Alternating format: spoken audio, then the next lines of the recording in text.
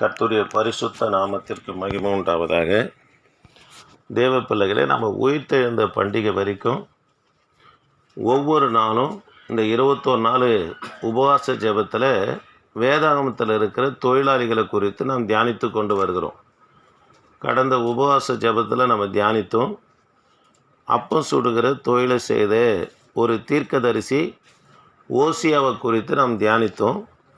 அதே அப்பம் சுடுகிறத வைத்தே ஒரு ஓமையை சொன்னதையும் குறித்து நம்ம தியானித்தோம். தேவ பிள்ளைகளை, இன்றைக்கு அஞ்சனம் பார்க்குற தொழிலை செய்த ஒரு ஸ்திரியை குறித்து தான் நாம் தியானிக்க போகிறோம். 1 சாமுவேலின் புத்தகம் 28ஆம் அதிகாரம் 2-10 வரைக்கும் வேகமாக வாசிக்கலாம். சரி, 3 வாசிக்கலாம். இஸ்ரவேலர் எல்லாரும் அவனுக்கு துக்கம் கொண்டாடி அவன் ஊராகிய ராமாவிலே அவனை அடக்கம் பண்ணினார்கள்.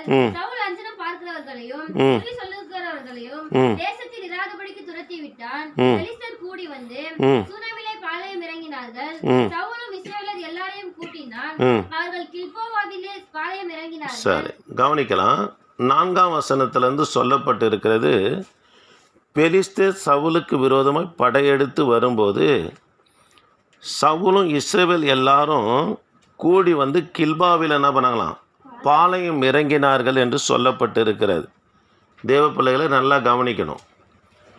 பெலிஸ்தர் சவுலுக்கு விரோதமாக படையெடுத்து வராங்க. சவுலும் சவுளுடைய ஆட்களும் கில்பாவில் என்ன பண்ணால் பாளையம் இறங்கினாங்க. ஆனாலும் கூட 5ஆம் வசனத்தில் சொல்லப்பட்டிருது, சவுலுக்கு பெலிஸ்தருடைய பாளையத்தை கண்டபோது பயந்தான், மிகவும் அவருடைய இருதயம் என்ன பண்ணால் தத்தளித்து கொண்டு இருந்தது என்று வேதத்தில் வாசிக்கிறோம். தேவ பிள்ளைகளை 6ஆம் வசனத்தை வாசிக்கலாம். சவுல் கர்த்தரிடத்தில் விசாரிக்கும் போது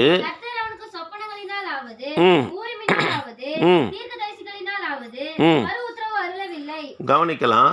தேவ பிள்ளைகளை, பழைய ஏற்பாட்டின் நாட்களில் கர்த்தர் 3 விதங்களிலே தம்முடைய பிள்ளைகளோடு பேசினார். ஒன்று, ஆசாரியம் பயன்படுத்துகிற ஊரின் தும்பினால் நம்ம பேசுகிறவராக காணப்பட்டார். யுத்தத்துக்கு போகணும், ஆசாரியனை ராஜாக்கள் நாடி போயிட்டு, ஐயா நாங்கள் யுத்தத்துக்கு போனால் கர்த்தர் எங்களுக்கு ஜெயத்தை தருவாரா, நாங்கள் போகலாமா போகக்கூடாதா என்று கர்த்தரிடத்தில் விசாரிக்கும் போது ஏபத்தில் இருக்கிற ஊரின் தும்பி, சுருக்கு பையில் இருக்கிற மாதிரி இருக்க அந்த ஊரின் தும்பி, இந்த 2 கல்லை நம்ம ஜெபம் பண்ணி இப்படி தலைக்கீழே கவுத்து போட்ட உடனே எந்த கல் முதல்ல விழுகிறதோ ஊறி முழுந்தால் நீ போகலாம், கர்த்தர் உனக்கு ஜெயத்தை தருகிறார் என்று அர்த்தம். தும்பி என்ற கல் விழுந்தால் நீ போக வேண்டாம், உனக்கு தோல்வி நிச்சயம் என்று பொருளாக இருக்கிறது. இதில் பல அர்த்தம் இருக்குது. நான் இந்த 2 தான் சொல்கிறேன். ஒரு சில நேரத்தில் 2 கல்லும் விழாமல் இருக்குமானா, அது தலைக்கீழே கவுத்து வச்சும் 2 கல்லும் விழாமல் இருக்குமானா கர்த்தர் என்ன பண்ணனா உத்தரவு கொடுக்கலன்னு அர்த்தம். தேவ பிள்ளைகளே, சவுலு மிகவும் பயந்தார். பெலிஸ்தருடைய படையை பார்த்தோன்னே இருதயம் என்ன பண்ணிட்டான், மிகவும் தத்தளித்து கொண்டு இருந்தது. இப்போ சவுலிடத்தில் கர்த்தர் என்ன பண்ணால் ஊரிமிலாவது தும்பினாவது என்ன பண்ணலையா, மறு உத்தரவு கொடுக்கலை என்று சொல்லப்படுகிறது. தேவ பிள்ளைகளே, இப்போ தாவீது சவுலோடு யார் இல்லைன்னா ஆசாரியம் இல்லை. 85 ஆசாரியர்கள் கொல்லப்பட்ட பிற்பாடு ஒருவர் மாத்திரம் தப்பித்து அபியாத்தார் யாரிடத்தில் இருக்கிறான்னா தாவீதோடு வனாந்தரத்தில் சுற்றி திரிந்து கொண்டு இருக்கிறார். இப்போ ஊரினால தும்பினால் யாருக்குமே மறு உத்தரவு கொடுக்கறதுக்கு யாரும் இல்லை. சவுலிடத்தில் ஆசாரியம் இல்லை. இப்போ அபியாத்தார் யாரிடத்தில் இருக்கிறன்னா ஆசாரியன் தாவீதோடு கூட இருக்கிறார். 2வதாக தீர்க்க தரிசனத்தினாலாவது அப்படின்னு சொல்லி பார்க்குறோம். 3வது காரியம், தீர்க்க தரிசிகள் மூலியமாக கர்த்தர் நம்மனை பேசுவார். தீர்க்க தரிசியும் இப்போ என்ன மரித்து போனார். 1 சாமுவேலின் புத்தகம் 25ஆம் அதிகாரத்தில் சாமுவேல் தீர்க்க தரிசி நம்மனை மரித்து போனார். 3வதாக தனிப்பட்ட விதத்தில் ஒரு மனுஷனத்தில் கர்த்தர் பேசுவார். எப்படி பேசுவார்னா சொப்பனங்கள், கனவு வாயிலாக நம்ம பேசுவார். இப்போ கனவுல கூட யாரிடத்துல பேசலை கர்த்தர், சவுலிடத்தில் பேசாத பட்சத்தில் கவனிக்கலாம். தேவ பிள்ளைகளை, இப்போ ஆசார்னா யார் இடத்துல இல்லை, சவுல் இடத்துல இல்லை. தீர்க்கதரிசி சாமுவேலும் மரித்து போனார். தனிப்பட்ட விதங்களிலே சவுலோடு கூட கத்தனவனா சொப்பனம் கொடுக்கல. இதனால 7ஆம் வசனத்தில் என்ன சொல்றார் பாருங்க. அப்பொழுது சவுல் தன் ஊழியக்காரரை நோக்கி அப்போது சவுல் தன் ஊழியக்காரரை நோக்கி அஞ்சனம் பார்க்கிற ஒரு ஸ்திரியை தேடுங்க. தேவ பிள்ளைகளை கவனிக்கலாம். இதனால அஞ்சனம் பார்க்க போகிற ஒரு ஸ்திரியை என்ன பண்ணுங்க, தேடுங்கள் என்று சொன்ன உடனே அதுக்கு அவருடைய ஊழியக்காரங்க என்ன சொல்றாங்க பாருங்க. அவனிடத்தில் போய் விசாரிப்பேன் என்றான். அதற்கு அவனுடைய ஊழியக்காரர், இதோ எந்தோரில் அஞ்சனம் பார்க்கிற ஒரு ஸ்திரீ இருக்கிறாள் என்றார்கள். கவனிக்கலாம் தேவ பிள்ளைகளை. இப்போ சவுலோடு கர்த்தர் பேசல, அஞ்சனம் பார்க்கிறவர்கள் நாடி போகிறாரு. ஊழியக்கார இடத்துல கேட்குறா, அப்பேற்பட்ட ஸ்திரீ எங்கே இருக்கிறார்கள் என்று சொன்ன உடனே கவனிக்கலாம், எந்த ஊரில் அஞ்சனம் பார்க்குற ஒரு ஸ்திரீ இருக்கிறார் என்று சொன்ன உடனே தேவ பிள்ளைகளை சவுலோடு கர்த்தர் பேசலை. ஆகவே சவுல் தன்னை சாத்தானுக்கு நம்மனா ஒப்பு கொடுக்கறத பார்க்குறோம். ஆகவே தான் சொல்கிறாரு, நான் யாரை போய் பார்க்க போகிறேன், அஞ்சனம் பார்க்க போகிறேன். யார் கர்த்தருடைய அழைப்பில் நிற்கிறார்களோ, யார் தேவனுடைய தரிசனத்தின்படி கர்த்தருடைய வார்த்தையின்படி ஊழியமும் சரி குடும்ப வாழ்க்கையும் சரி ஆவிக்குரிய காரியத்தை நடத்துகிறார்களோ அவங்களுடைய காரியங்களெல்லாம் பார்த்தீங்கன்னா சிறப்பாக இருக்கும். வேத வசனத்தின்படி நடப்பாங்க, வேத வசனத்தின்படி காணப்படுவாங்க. அவங்களுடைய ஊழியத்திலும் சரி அவங்களுடைய குடும்ப வாழ்க்கையிலும் சரி கர்த்தர் இடப்படுகிறத பார்க்கலாம். ஆனால் சவுலுக்கு கொடுக்கப்பட்ட ஊழியத்தை விட்டார். பெலிஸ்தரை துரத்துறாப்பன்ட்டு கையில் ஈட்டியை கொடுத்தா இவர் யாரை துரத்த ஆரம்பிச்சிட்டாரு, தாவீதை துரத்த நிமித்தமாக. கர்த்தர் சவுலோடு பேசலை. இப்போ சவுலு தன்னை யாருக்கு ஒப்பு கொடுக்குறாரு, சாத்தானுக்கு ஒப்பு கொடுக்கறத பார்க்குறோம். தேவ பிள்ளைகளை, கர்த்தர் நம்ம என்ன ஊழியத்தில் அழைச்சாரோ, என்ன காரியத்தை நம்ம இடத்துல பேசுகிற அதில் போகும்போது தாங்க நம்முடைய வழியெல்லாம் சிறப்பாக இருக்கும், தேவனுக்கு பிரியமாக இருக்கும். கொஞ்சம் தடம் புரண்டா கூட அவங்க யாரோடு கூடிய ஒப்பு கொடுக்குற காரியத்தை பார்க்கலன்னா ஒன்று பாவத்துக்கு ஒப்பு கொடுப்பாங்க, இல்லை பழைய பாவங்கள் தொடர ஆரம்பிக்கும். அப்படி இல்லைன்னா அவங்க முழுசுமாக சாத்தானுக்கு ஒப்பு கொடுக்குற பிள்ளைகளாகவே அப்படின்னா மாறி போவாங்க. தேவ பிள்ளைகளே, அஞ்சனம் பார்க்கிறது என்றால் என்னென்ன கவனிக்கலாம். மரித்து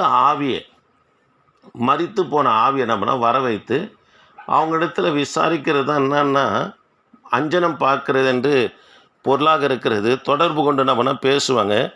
இது இப்போவும் உலகத்தில் நம்மனா அதிகமாக உலக மக்களும் நாடுகிறாங்க.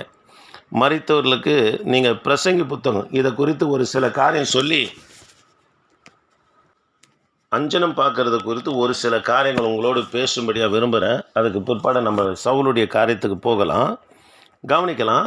அஞ்சனம் பார்க்கிறது என்பது மரித்த ஆவியோடு தொடர்பு கொண்டு உயிரோடு இருக்கிறவர்களுக்காக மரித்த ஆவிகளிடத்தில் விசாரிக்கிறது தான் என்னென்றா அஞ்சனம் பார்க்கிறது என்று பொருளாக இருக்கிறது. இப்போ உலகத்தில் இது அதிகமாக நாடுறாங்க. தேவ பிள்ளைகளே, மரித்தவர்களுக்கு பூமியில் எதிலுமே பங்கு இல்லை என்று சொல்லி பிரசங்கி 9ஆம் அதிகாரம் 5லேருந்து 6, 3ஆம் அதிகாரம் 22ஆம் வசனத்தையும் கொஞ்சம் சீக்கிரம் வாசிக்கலாமா? உயிரோடு இருக்கிறவர்கள் பாருங்க, மரித்தவனுக்கு ஒண்ணுமே தெரியாதுங்க. இனி அவர்களுக்கு ஒரு பலனும் இல்லை. அவர்கள் பேர் முதலாய் மறக்கப்பட்டிருக்கிறது. அவர்கள் சிநேகமும் அவர்கள் பகையும் அவர்கள் பொறாமையும் எல்லாம் ஒழிந்து போயிற்று. கவனிக்கலாம். ஒரு மனுஷன் மரித்த பிற்பாடு பூமியில அவனுடைய காரியங்கள் பொறாமையா இருக்கட்டும், சண்டையா இருக்கட்டும், பழி வாங்குறதா இருக்கட்டும், எல்லாமே என்ன பண்ண ஒழிஞ்சிச்சுன்னு சொல்றாரு. அவனுக்கு பூமியில ஒன்றும் பங்கு இல்லை என்று வேதத்தில் நம்ம சொல்லப்பட்டு இருக்கிறது. அல்லேலூயா. பாருங்க 3:22 பிரசங்கில் என்ன சொல்றாரு பாருங்க. இப்படி இருக்கிறபடியால்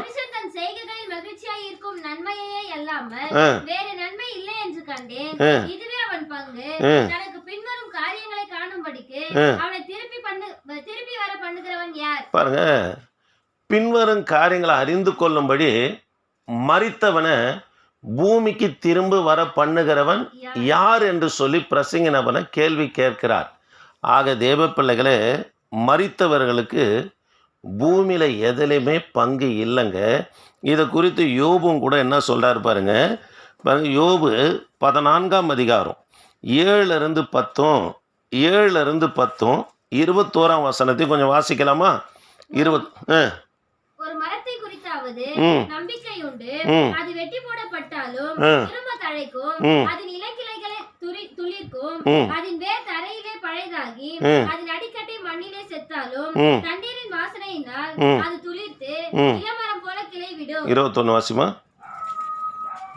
அவன் பிள்ளைகள் கனமடைந்தாலும் அவன் உணரான், அவர்கள் சிறுமைப்பட்டாலும் அவர்களை கவனியான். சரி, கவனிக்கலாம். செத்து போன பிற்பாடு அவன் எல்லா காரியமனவனா முடிந்து போகிறது என்று யோபு 14ஆம் அதிகாரம் 7 இருந்து 10 வரைக்கும் வாசிக்கிறோம். 21ஆம் வசனத்தில் தேவ பிள்ளைகளை அவங்க பிள்ளைங்க கனமடைந்து இருக்கிறார்களா, அதாவது படித்து பட்டம் வாங்கி இருக்கிறார்களா, இல்லை கனவீனம் அடைந்திருக்கிறார்களா, அவங்க சாப்பிட்டாங்களா, தூங்குனாங்களா, அவங்க எழுந்திருந்தாங்களா, அவங்க வேலைக்கு போனாங்களா, இதை குறித்து மரித்தவனுக்கு ஒன்றும் தெரியாது என்று யோபு சொல்லுகிறத பார்க்கிறோம். அல்லேலூயா. தேவ பிள்ளைகளே, அப்போனா கேட்கலாம் நீங்கள் கூட, ஐயா ஒருத்தருக்குள்ளே அசுத்தாவி வந்தால் அவங்க ஆயா பேசுறது போல் அவங்க தாத்தா பேசுறது போல் பேசுகிறானே எப்படியான்னு சொல்லி கேட்கலாம். தேவ பிள்ளைகளே, பிரசங்கியும் சொல்கிறாரு, யோபும் சொல்கிறாரு, வேதமும் என்ன சொல்லுன்னா, மரித்தவர்களுக்கு பூமியில் எந்த பங்கும் இல்லை. ஒருவேளை கர்த்தரை ஏற்றுக்கொண்டு பரிசுத்தமாக இருந்து, கர்த்தரை ஏற்றுக்கொண்டு எல்லாரும் பரலோகம் போவாங்கன்னு சொல்ல வரல. யாரெல்லாம் உண்மையாக உத்தமமாக பரிசுத்தமாக இருக்கிறார்களோ அவங்க மரித்த உடனே அவங்க கர்த்தருடைய சமூகத்தில் போனால் அவங்க ஆத்துமா இளைப்பாரும், இந்த சரீரம் மண்ணுக்கு போயிடும். கவனிக்கலாம். பிற்பாடு தேவனை அறியாத அல்லது கர்த்தரை ஏற்றுக்கொண்டும் பரிசுத்தம் இல்லாமல் ஒருவர்கள் மரித்து போவார்கள்னா இந்த சரீரம் மண்ணுக்கு போவோம். ஆத்துமா எங்கே போயிடும்னு சொன்னால் பாதாளத்தில் என்ன பண்ணால் காணப்படும். அவங்களுக்கு பூமியில் எந்த விதமான பங்கும் இல்லை. பிள்ளைங்க படித்தாங்களா, கனமடைஞ்சாங்களா, தூங்குனாங்களா, எழுந்தாங்களா, எந்த ஒரு பங்கும் பூமியில் அவங்களுக்கு இல்லை என்று சொல்லி பிரசங்கிலும் பார்க்குறோம், யோபு புத்தகத்தில் நாம் பார்க்குறோம். அவங்களுக்கு ஒன்றுமே தெரியாதான். மரித்தவர்களை திரும்பவும் பூமிக்கு வர பண்ண ஒருவனாலும் கூடாது, அவர்களுக்கு ஒன்றுமே தெரியாது என்று நம்ம சொல்லப்பட்டு இருக்கிறது. அப்போது ஆயா தாத்தா போல் பேசுகிறானே ஒரு அசுத்தாய் வந்தால் எப்படி என்று கேட்டால் தேவ பிள்ளைகளை, அதெல்லாம் 1/3 கர்த்தருக்கு விரோதமாக கிரியை செய்த ஆவிகள். இதெல்லாம் தள்ளப்பட்டது. இது எத்தனையோ ஆண்டுகளுக்கு முன்பதாக இருக்குது. உங்கள் ஆயா எப்படி பேசுவாங்க, தாத்தா எப்படி பேசுவாங்க, தம்பி எப்படி பேசுவோம், அண்ணன் எப்படி பேசுவோம், எல்லாமே அதுக்கு தெரியும். அந்த ஆவிகள் தான் என்ன பண்ணுன்னா, நான் உங்கள் தாத்தா, உங்கள் ஆயா, உங்கள் அப்பா என்று சொல்லி என்ன பண்ணால் ஜனங்களை வஞ்சிக்கிறதா இருக்குதுங்க. அல்லேலூயா. இப்பேற்பட்ட ஆவிகளை கர்த்தருடைய பிள்ளைங்க என்ன பண்ணால் நம்பக்கூடாது. இதெல்லாம் தள்ளப்பட்டது என்று தேவ பிள்ளைகள்னா அறிந்து கொள்ள வேண்டும். அல்லேலூயா. இயேசு கிறிஸ்துவும் கூட லூக்கா சுவிசேஷ புத்தகம் 16ஆம் அதிகாரத்தில் ஐஸ்வர்யவானை குறித்தும் சொல்லப்பட்டிருக்குது, மரித்த தரித்திர லாசரு குறித்தும் சொல்லப்பட்டிருது. ஐஸ்வர்யவான் சொல்கிறாரு, ஐயா ஆபிரகாம் ஐயா, உன் மடியில் இருக்கிற லாசருவை பூமிக்கு அனுப்பும். என்னை போல வேதனையும் துக்கமும் என் சகோதரன் என்ன பண்ணக்கூடாது, அனுபவிக்கக்கூடாது. மரித்தும் ஒருவன் பூமிக்கு போயிட்டு அதாவது கிறிஸ்துவ குறித்து உமது நாமத்தை குறித்து சொல்வானா அவன் இந்த இடத்துக்கு வரமாட்டான், நரகத்துக்கு வரமாட்டான் என்று சொன்ன உடனே அதுக்கு ஆண்டவர் சொல்லுவார், அங்கே யார் இருக்கிறாங்க, மோசமும் தீர்க்கதரிசிகள் இருக்கிறாங்க, அவங்க பார்த்து கொள்வார்கள் என்று சொல்கிறாங்க. இது மோசவுடைய நாட்களில் நடந்த சம்பவத்தை லூக்கா இந்த இடத்துல எழுதுகிறார். இந்த மரித்து போனவுடைய பேச்சை கேட்டு அதான் இலைப்பாரி கொண்டு இருக்கிற அந்த லாசருவை கர்த்தர் பூமிக்கு அனுப்புனாரா? இல்லை. அங்கே யார் இருக்கிறாங்க, மோசவும் தீர்க்கதரிசிகளும். அவங்க பார்த்துக்கொள்ளுவாங்க, அவங்க சத்தியத்தை சொல்லுவாங்க, அவங்களுக்கு ரட்சிப்பின் வாசல் அறிவிப்பாங்க. மரித்தவனுக்கு பூமியில் என்ன இல்லை, பங்கு இல்லை என்றும் கர்த்தராகி இயேசு கிறிஸ்துவ நம்மனா சொல்லி இருக்கிறத பார்க்குறோம். ஆமே தேவ பிள்ளைகளே, சில ஊழியக்காரர் பார்த்தீங்கன்னா ஒரு மனுஷனுக்குள்ள அசுத்தாய் வந்த உடனே அசுத்தாய் வந்தோடனே நீ எங்கேருந்து வந்த, இவங்களுக்கு மாந்திரிகம் யார் வச்சது, எவங்க வச்சது, எந்த இடத்துல வச்சுருக்கிறாங்க, இது கேட்குறதும் ஒன்று தான், அஞ்சனம் பார்க்குற ஸ்திரியை நாடுகிறதும் ஒன்று தான் சொல்ல வரேன். இது போல் கர்த்தருடைய பிள்ளைங்க செய்யவே கூடாது. பாருங்க, ஒரு ஊழியக்காரு ஒரு பெண்ணு மேலே உன் மேலே யூதாஸ் ஆவியை இறக்குறேன்றார். ஏன் அப்படி செய்கிற? இயேசு கிறிஸ்து காட்டி கொடுத்தது போல் யூதாஸுடைய ஆவி இந்த பெண்ணுக்குள்ளே வந்தனா இந்த பெண்ணு என்ன பண்ணோன்னா யார் செய்வனை வச்சாங்கன்னு காட்டி கொடுத்துறேன்னாரு. அசுத்தாவி உன்னை நடத்துது யாருன்னு. இப்போ பார்த்தீங்கன்னா அசுத்தாவியை போலவே அவருடைய ஊழியம் நடக்குது. தேவ பிள்ளைகளை, மரித்தவர்களுக்கு பூமியில் பங்கில்லை. ஒரு சிலர் உதாரணம் காமிக்கிறாங்க. பிசாசை பார்த்து கவனிக்கலாம். பிசாசை பார்த்து கர்த்தர் உன் பேர் என்னன்னு கேட்டார் அப்படின்னு சொல்கிறாங்க. பாருங்கள், பேர் என்னன்னு கேட்கல, நீங்கள் எத்தனை பேர் இருக்கிறீர்கள் என்று கேட்டார். லேகியோன் என்று சொன்னால் 3000 6000 என்று பொருளாக இருக்கிறது. ரோமருடைய படையில் 3000 6000 படைகள் கொண்ட 3000 பேர் குழு கொண்ட ஒரு லேகியன் படன் ஒன்று இருந்தது. 6000 படைகள் கொண்ட லேகியன் படன் ஒன்று இருந்தது. லேகியன் என்று சொன்னால் தொகைன்னு அர்த்தம். இயேசு கிறிஸ்து கெச்சமன தோட்டத்தில் பிடிக்க வரும்போது கூட நான் பேதுரு போயிட்டு மல்குஷ் காதை வெட்டுறாரு. காதை எடுத்து ஏசப்பா ஒட்ட வச்சுட்டு சொல்கிறாரு, நான் இப்போது 12000 தூதர்களை கேட்டேன்னா லேகியோனை கூப்பிடுவேன், தூதர்களை கூப்பிடுவேன்னா ஆண்டவர் என்ன பண்ணுவார்? அனுப்புவார் என்று சொல்லுகிறார். தேவ பிள்ளைகளை, லேகியோன் என்று சொன்னால் தொகை என்று பொருளாக இருக்குது. இயேசு கிறிஸ்து பெயரை கேட்கல என்றார். பெயரை கேட்கலங்க, நீங்கள் எத்தனை பேர் இவனுக்குள்ளே இருக்கிறீர்கள் என்று தான் ஆண்டவர் என்ன பண்ணா இந்த இடத்துல கேட்டார். அல்லேலூயா, அல்லேலூயா. கவனிப்போம், கர்த்தருடைய வார்த்தையை கவனிக்கலாம். பிசாசு பேச இடம் கொடுக்கவே கூடாதுங்க. ஏவாள் அம்மா பேச இடம் கொடுத்ததுனால தான் அவங்க என்ன பண்ண பாவம் செய்தாங்க. அதனால் அஞ்சனம் பார்க்குற காரியத்தை கர்த்தருடைய பிள்ளைங்க நாடுகிறதும், ஒருவனுக்குள்ளே அசுத்தாவி வந்த பிற்பாடு நீ எங்கேருந்து வந்த யார் இன்னார் என்று கேட்கிறதும், பிசாசுக்கு இடம் கொடுப்போம்னா அந்த சபையும் பாவம் செய்யும், அந்த ஊழியக்காரனும் பாவம் செய்யணும்னா காணப்படுவான். ஏனென்று சொன்னால், யார் பிசாசுக்கு இடம் கொடுத்தது? பேச இடம் கொடுத்தது யாரு? ஏவாள் பேச இடம் கொடுத்தாங்க. அதனால் பாவம் செய்தாங்க. தோட்டத்தை விட்டு வெளியேற்றப்படுகிறத நம்ம பார்க்குறோம். இதை குறித்து நியாயப்பிரமாணம் என்ன சொல்லுது பாருங்க. உபாகமும் 18ஆம் அதிகாரம். உபாகமும் 18ஆம் அதிகாரம், கொஞ்சம் வேகமாக இருக்கலாம். உபாகமும் 18ஆம் அதிகாரம் 9 to 14 வரைக்கும் சீக்கிரம் வாசிக்கலாமா?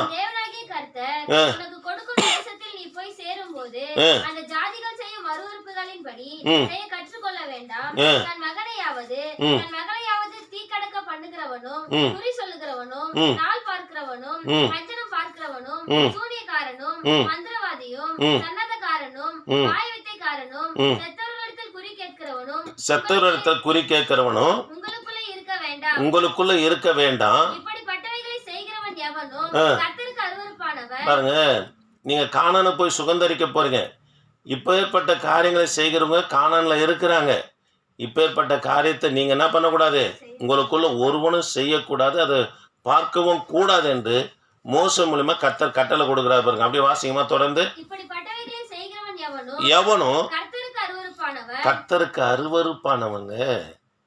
மரித்தவரிடத்துல குறி கேட்கிற காரியத்தை செய்கிறவன் கர்த்தருக்கு அருவருப்பானவன்.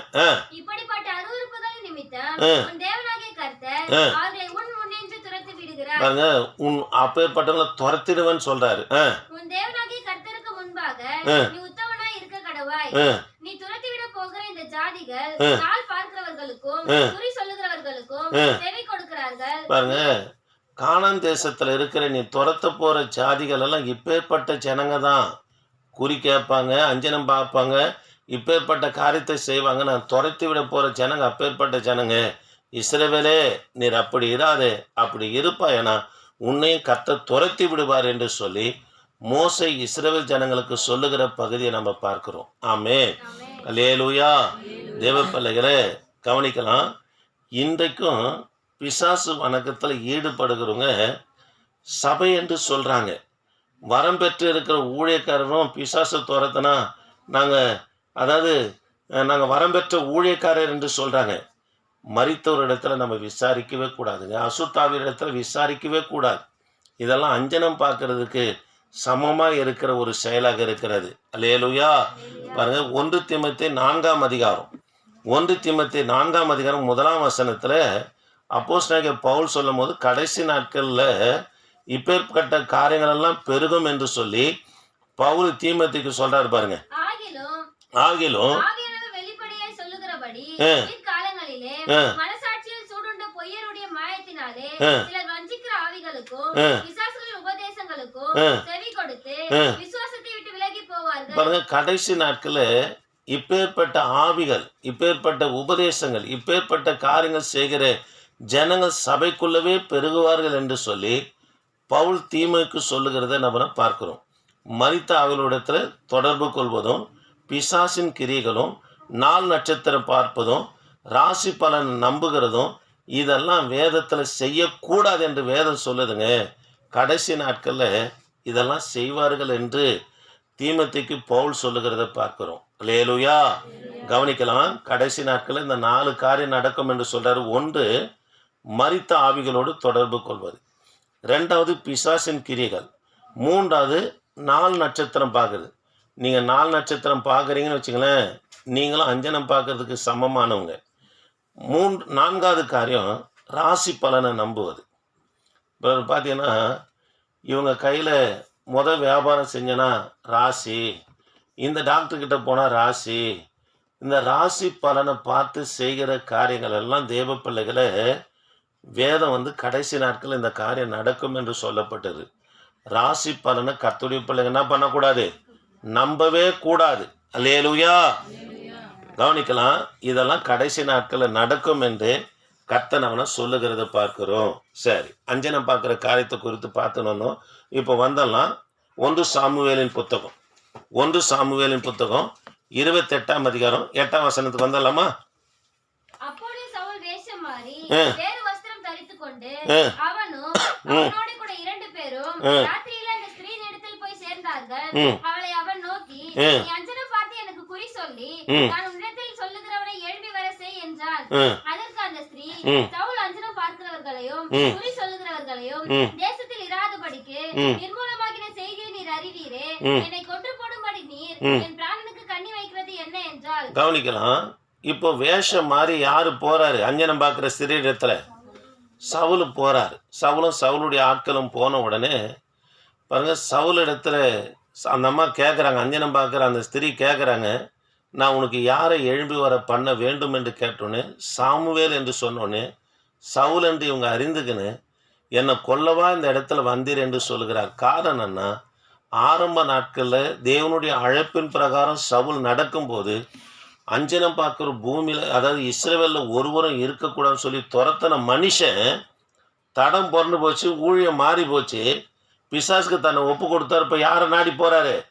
அஞ்சனம் பார்க்குற நாடி போன உடனே இப்போ கேட்குறாங்க அந்த அம்மா, என்னை கொல்லவா இந்த இடத்துல வந்தனோடனே உடனே 10ஆம் வசனத்தில் என்ன சொல்கிறாரு பாருங்க. அப்பொழுது சவுல், ஆ. இந்த காரியத்திற்காக உனக்கு பொல்லாப்பு வராது என்பதை ஆ. கர்த்தருடைய ஜீவனை கொண்டு சொல்லுகிறேன் என்று. ஆக பிசாசுக்கு ஒப்பு கொடுத்தது மாத்திரம் இல்லாமல் சவுல் யாருடைய நாமத்தை பயன்படுத்துகிறாரு? கர்த்தருடைய நாமத்தை பயன்படுத்துகிறாருங்க. தேவ மேலே ஆணையாக அவனுக்கு ஒன்று என்ன பண்ணுவதில்லை, செய்வதில்லைன்றாங்க. ஒரு சிலர் நல்லா பொய் பேசிட்டு பாவமே செஞ்சுட்டு எல்லாத்தையும் கர்த்தர் பார்த்துன்னு இருப்பார்னு சொல்லி ஆண்டோடைய நாமத்தை நம்மளை பயன்படுத்துவாங்க. இதுக்கு சவுலும் ஒன்று தான், நீங்களும் ஒன்று தான். இந்த காரியத்துக்கெல்லாம் பொய்க்கெல்லாம் கர்த்தர் பார்த்துன்னுக்கிறாரு. அவர் கேட்குற மாதிரி இருந்தால் சொல்லுவாங்களா அந்த வார்த்தையை? இப்போ நேரம் கேட்குற, என்னம்மா அபாண்டமாக பொய் சொல்லிட்டு இப்போ கர்த்தர் பார்த்துக்குவாருன்றேன்னு சொல்லி கேட்குற மாதிரி கர்த்தர் இருந்தாருன்னா இருக்கிறாரு. ஒரு நாள் கேட்க போகிறாரு, உடனே அந்த நேரத்தில் கேட்குற மாதிரி இருந்தால் அந்த வார்த்தையை சொல்லுவாங்களா? அதே போல் தான் சவுல் சொல்கிறாரு, கர்த்தர் மேலே ஆணையாக நான் உனக்கு ஒரு பொல்லாப்பும் செய்ய மாட்டேன். பிசாசுக்கு ஒப்பு கொடுத்தது மாத்திரம் இல்லாமல் யார் மேலே ஆணை எடுக்கிறாரு? கர்த்தர் மேலே ஆணை எடுக்கிறாரு. அப்படியே தொடர்ந்து வாசிங்கம்மா. அப்பொழுது அந்த ஸ்திரீ, உமக்கு நான் யாரை எழும்பி வர பண்ண வேண்டும் என்றதற்கு அவன் சாமுவேலை எழும்பி வர பண்ண வேண்டும் என்றான். அந்த ஸ்திரீ சாமுவேலை கண்ட மாத்திரத்தில் மகா சத்தமாய் கூப்பிட்டு சவுலை நோக்கி, ஏன் என்னை மோசம் போக்கிறீர்? நீதான் சவுலாச்சே என்றாள். ராஜா அவளை பார்த்து, நீ பயப்படாதே, நீ காண்கிறது என்னவென்று கேட்டான். அதற்கு அந்த ஸ்திரீ, தேவர்கள் பூமிக்குள்ளிருந்து ஏறி வருகிறதை கவனிக்கலாம். சாமுவேலை போல ஒரு உருவம் பூமியிலேருந்து எழும்பி வர பண்ணுகிறேன்னு சொல்லி, அது 98 வயசில் சாமுவேல் தீர்க்கதரிசி மரித்தார். வயசான தோற்றமாக சால்வை போர்த்தி கொண்டு வருகிறது போல மெதுவாக யார் நடந்து வருதுன்னா, இது அசுத்தாவி தான் நடந்து வருது. சாமுவேல் வரலை. ஏனென்று சொன்னால் உங்களுக்கு இயேசு கிறிஸ்துவே சொல்கிறாரு, அங்கே யார் இருக்கிறாங்க பூமியில்? மோசவும் தீர்க்கதரிசிகளும் இருக்கிறாங்க. அவங்க உயிரோடு இருக்கிறவங்களுக்கு சுவிசேஷம் அறிவிப்பாங்க. மரித்தவங்க அங்கே போக முடியாதுன்னு கர்த்தரே லூக்கா 16 சொல்கிறாரு. பிரசங்கில பார்த்தும் யோபுலையும் பார்த்தும் மரித்தவர்களுக்கு பூமியில் எந்த ஒரு பங்கும் இல்லை, அவங்க பூமியில் நடக்க போகிற காரியம் ஒன்று அவங்களுக்கு தெரியாது என்று சொல்லி பார்த்தோம். இப்போ வர்றது யாருன்னா அசுத்தாவி, அதாவது தள்ளப்பட்ட ஆவி. சாமுவேலை போலவே என்ன பண்ணால் வேடம் தரித்து அப்படி மெதுவாக வயசான தோட்டத்தில் சால்வை போத்து என்ன பண்ண நடந்து வருது. சவுல் கேட்குறாரு, யார்? நான் சாமுவேல் வரத்தை பார்க்குறேன்னு சொல்லி. இப்போ சாமுவேலுடைய வாய்ஸில் குரலில் யார் பேசுகிறாருன்னா இந்த அஞ்சனம் பார்க்குற ஸ்திரீ தான் பேசுது. அவருடைய ரூபம் என்ன என்று அவளை கேட்டான். அதற்கு அவர், பாவையை போர்த்துக் கொண்டிருக்கிற ஒரு முதிர்ந்த வயதான மனுஷன் எழும்பி வருகிறான் என்றால், அதனாலே சவுல் அவன் சாமுவேல் என்று அறிந்து கொண்டு தரை மட்டும் முகம் குனிந்து வணங்கினார். சாமுவேல் சவுலை நோக்கி, என்னை எழும்பி வர பண்ணி என்னை கலைத்தது என்ன என்று கேட்டான். அதற்கு சவுல், நான் மிகவும் நெருக்கப்பட்டிருக்கிறேன், பெலிஸ்தருக்கு விரோதமாக யுத்தம் பண்ணுகிறார்கள், தேவனும் என்னை கைவிட்டார், அவர் தீர்க்கதரிசிகளினாலாவது சொப்பனங்களினாலாவது எனக்கு மறு உத்தரவு அருளுகிறதில்லை, ஆகையால் நான் செய்ய வேண்டியதை நீ எனக்கு அறிவிக்கும்படிக்கு உம்மை அழைப்பித்தேன் என்றான். அதற்கு சாமுவேல், கர்த்தர் உன்னை விட்டு விலகி உனக்கு சத்ருவாய் இருக்கும்போது. சரி, கவனிக்கலாம் தேவ பிள்ளைகளை. இது எல்லாமே யாரு பேசுறதுன்னா அசுத்தாவி பேசுது. அந்த தோற்றத்தை போல காணப்பட்டது யாருன்னா தள்ளப்பட்ட ஆவி. போய் பேசுகிறது யாருன்னா சாமுவேலுடைய வாய்ஸில் குரல் வளத்தில் யார் பேசுறதுன்னா இந்த அஞ்சனம் பார்க்குற ஸ்திரீ தான். யார் இடத்துல பேசுகிறாங்கன்னா சவுல் இடத்துல பேசிக்கணும் இருக்கிறத நம்ம பார்க்குறோம். ஆமே தேவ பிள்ளைகளை. சவுல் இப்போ ஒரு வார்த்தையை சொல்கிறாரு, நாளைக்கு நானும் என் மகனும் உன்னோடு கூட என்ன பண்ணுவோம் இருப்போம் என்று சொல்கிறாங்க. அப்போ எங்கே போனார்னா அஞ்சனம் பார்க்குறவங்க, 4 நட்சத்திரம் பார்க்குறவங்க, விக்கிரக ஆராதனைக்காரரும், தேவனை ஏற்றுக்கொண்டு பாவம் செய்து மறிக்கிறவங்க எங்கே போவாங்கன்னா பாதாளத்துக்கு போவாங்க. அந்த இடத்துக்கு யார் போனார்னா சவுலும் போனார், சவுலுடைய ஆட்கள், அதாவது சவுலுடைய மகனும் என்ன பண்ணா போனார்கள் என்று சொல்லி வேதத்தில் பார்க்குறோம். அல்லேலூயா. அதனால் தேவ பிள்ளைகளை, அஞ்சனம் பார்க்கிற காரியத்தை 4 நட்சத்திரம் பார்க்கறது, ராகால யமகண்டம் கணித்து செய்கிற காரியத்தை கர்த்தருடைய பிள்ளைங்க தாம் வீடுகளையும் சரி விசேஷங்களையும் சரி அனுமதிக்கவே கூடாது. நம்ம செய்வோமானா, அந்த காரியத்துக்கு உடன்படுவோமானா, நாமளும் எங்கே தான் போவோம்னா அந்த அஞ்சனம் பார்க்குறவங்களும் அதாவது குறி சொல்லுவங்களும் பாதாளத்துக்கு போகிறது போல் அந்த இடத்துக்கு நமக்கும் பங்கு வந்துடும். அதனால் கர்த்தருடைய பிள்ளைங்க ரொம்ப ஜாக்கிரதையாக இருக்கணும். பிசாசுக்கு நம்ம தேவையில்லை, நம்முடைய ஆத்துமா அவனுக்கு வேணும். புரியுதுங்களா? நரகத்தை எதுக்கு ஆயத்தப்படுத்தினாராம்? பிசாசுக்கும் அவனோடு கூட இருக்கிற தூதனுக்கும் தான் கர்த்தர் ஏற்படுத்தினார். அதுக்கு ஆட்களை சேர்க்கும்படியாக தான் பிசாசு என்ன பண்ணுறான்னா சில காரியங்கள், இப்பேற்பட்ட காரியங்களை செய்து நம்மளை வஞ்சித்து அந்த இடத்துக்கு கொண்டு போகிற காரியத்தை நம்ம செய்கிறான். அதனால் கர்த்தருடைய பிள்ளைங்க ரொம்ப ஜாக்கிரதையாக இருக்கணும். அல்லேலூயா. பூமியில் மரித்தவர்களுக்குன்னா இல்லை பங்கு இல்லை. அதனால் இது மாதிரி பேசுகிறாங்க ஐயா, அவங்க மூலிமா எங்கள் தாத்தா வந்து பேசினார், ஆயா வந்து பேசினார்னா அதெல்லாம் தள்ளப்பட்ட ஆவி என்பதை தேவ பிள்ளைங்க அறிந்து கொள்ளணும். இந்த அஞ்சனம் பார்க்குற தொழில் செய்த 1 சாமுவேல் 28ஆம் அதிகாரத்தில் வந்த இந்த ஸ்திரீ எங்கே போனாங்க? பாதாளத்துக்கு போனாங்க. சவுலும் பாதாளத்துக்கு தான் போனார். தேவ பிள்ளைகளை சொல்ல கவனிங்க. தேவன் அறியாத நம்ம குடும்பத்தில் எல்லாரும் இயேசு கிறிஸ்துவை ஏற்றுக்கொள்ளலை. 2 பேரும் 3 பேர் ஏற்றுக்கிறோம். நம்ம முன்னாடி இருந்தவங்க இயேசு ஏற்றுக்கலை. அவங்களுக்கு முன்பாக மரித்தவர்களுக்கு முன்பாக பழங்கள் வச்சு படைத்து அதை வழிபடும் போது போயிட்டு அதுக்கு முன்பாக தாழ்வு இதெல்லாம் பணிந்து கொள்ளக்கூடாது. அந்த மரித்த படங்கள் மேலே பூ அள்ளி தூவக்கூடாது. சில மகான்கள் அப்படின்னு சொல்லிட்டு சில தலைவர்கள் படத்துக்கு போயிட்டு சிலைகளுக்கு மாலை போட்டு பூ அள்ளி தூவுறது, இதெல்லாம் கர்த்தருடைய பிள்ளைங்க செய்யக்கூடாது. மரித்தவர்களுக்கு ஆராதனை செய்கிற பரலோகம் போகவே மாட்டேன், நரகம்தான். ஆனால் ரொம்ப ஜாக்கிரதையாக இருக்கணும். அது அந்த காரியத்தை உடன்பட வைக்க பிசாசு எந்த விதத்தினாலும் நம்ம இடத்துல போராடிக்கினே இருப்போம். ஆமாங்க, போராடிக்கினே இருப்பாங்க. அது ஆண்டோடைய பிள்ளைங்க செய்யவே கூடாதுங்க. உங்கள் வீட்டில் கூட மரித்தவருடைய படங்கள் இருக்குமாண்ணா, மரித்தவங்களோட படம் இருக்குமாண்ணா, அவன் காரியம் முடிஞ்சு போச்சு. எடுத்து அந்த படத்தெல்லாம் எடுத்து ஒன்று தூரம் போடுங்க, இல்லைன்னா எங்கன்னா மறைவான இடத்துல வைங்க.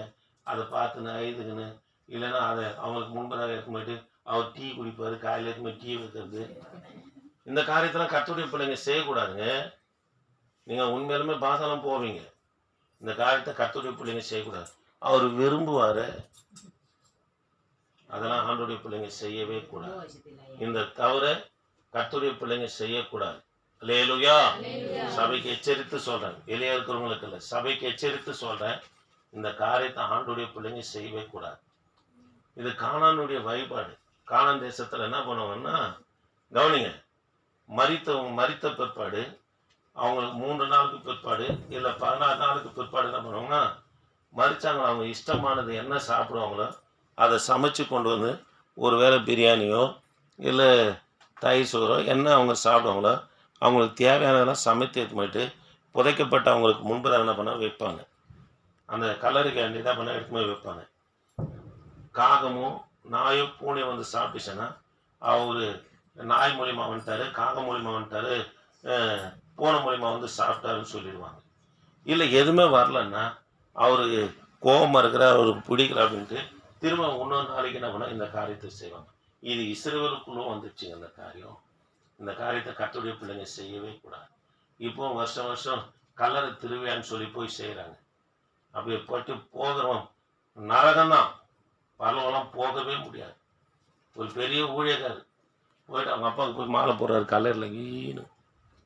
கவனிங்க, அவங்களாம் அந்த சைடு கூட எட்டி பார்க்கவே முடியாது பரலோகத்தை. மரித்தவர்களுக்கு ஆராதனை செய்யவே கூடாது. மரித்தவர்களுக்கு பூமியில் பங்கே கிடையாது. அவங்களுக்கு உண்டான பங்கு கர்த்தர் வச்சிருக்கிறார். அல்லேலூயா. மனதால் படிக்கலாம். என் ஆண்டவரே, நாங்கள் உம்மை துதிக்கிறோம். வந்ததான ஒவ்வொரு பிள்ளைகளுக்காக நன்றி செலுத்துகிறையா.